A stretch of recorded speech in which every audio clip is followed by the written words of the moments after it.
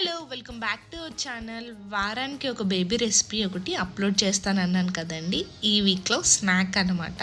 పాలకూరని ఇలా కట్ చేసుకొని ఒక 2 టేబుల్ స్పూన్స్ శనగపిండి, లైట్గా కారం, రుచికి సరిపడా సాల్ట్, వాము నలిపి వేసుకొని 1 టేబుల్ స్పూన్ వాటర్ వేసుకొని ఇలా ఒక ముద్దలాగా కలుపుకోవాలన్నమాట.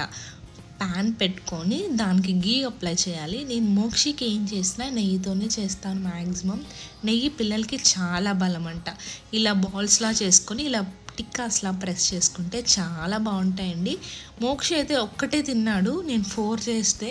ఇలా మనం ఇంట్లోనే డిఫరెంట్ ఐటమ్స్ చేస్తే వాళ్ళకి బయట ఫుడ్ అలవాటు అవ్వదు త్వరగా. మ్యాక్సిమం అవాయిడ్ చేయడానికే చూడండి బయట ఫుడ్. ఈ టిక్కాస్ పిల్లలకే కాదు మనకు కూడా చాలా బాగుంటాయి. ఇలా 2 వైపులా కాల్చాక సర్వ్ చేసుకోవడమే. Thank you for watching. Please like, share and subscribe. Try చేసి కామెంట్ చేయడం మర్చిపోవద్దు.